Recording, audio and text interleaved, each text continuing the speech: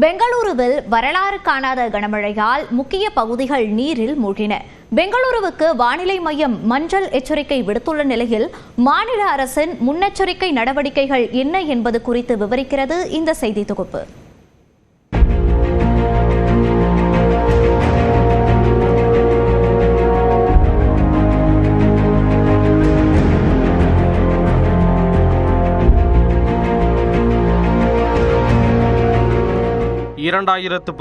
சென்னை பெருவெள்ளத்தை நினைவு கூறுவது போல் இருந்தாலும் பெங்களூருவின் தற்போதைய நிலைதான் இது. கர்நாடக மாநிலம் பெங்களூருவில் ஞாயிற்றுக்கிழமை இரவு தொடங்கி 6 மணி நேரத்திற்கு கனமழை கொட்டி தீர்த்ததால் நகரின் பல்வேறு இடங்கள் வெள்ளக்காடாக காட்சியளித்தன.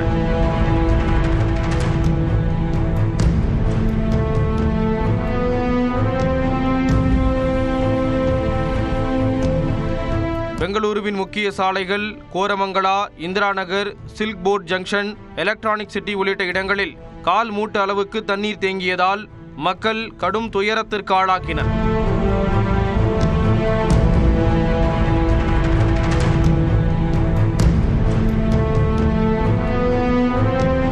மேலும் HRBR லேஅவுட், JP நகர், ஒயிட்ஃபீல்ட், ஷார்ஜாப்பூர், சாந்தி நகர் பேருந்து நிலையம் உள்ளிட்ட இடங்களில் வெள்ள நீர் தேங்கியதால் வாகன ஓட்டிகள் கடும் அவதிக்குள்ளாக்கினர்.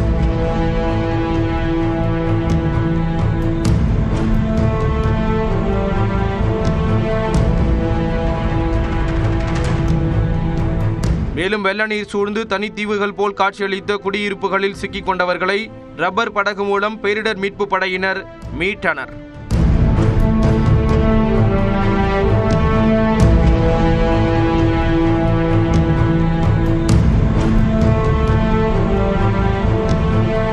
வெள்ளம் பாதித்த இடங்களில் JCB உள்ளிட்ட இயந்திரங்கள் மூலம் நீரை அகற்றும் பணி தீவிரமாக நடைபெற்றது.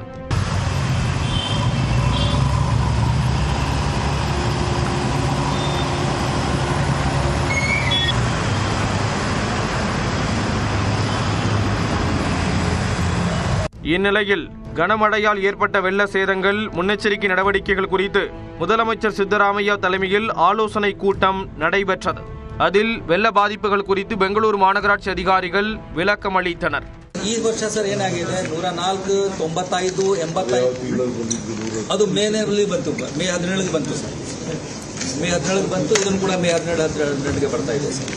ஆலோசனை கூட்டத்தை அடுத்து நாளை பெங்களூரு முழுவதும் வெள்ள பாதிப்புகளை பார்வையிட உள்ளதாகவும் பொதுமக்களை நேரடியாக சந்தித்து பாதிப்புகள் குறித்த புகார்களை பெற உள்ளதாக முதலமைச்சர் சித்தராமையா தெரிவித்தார்.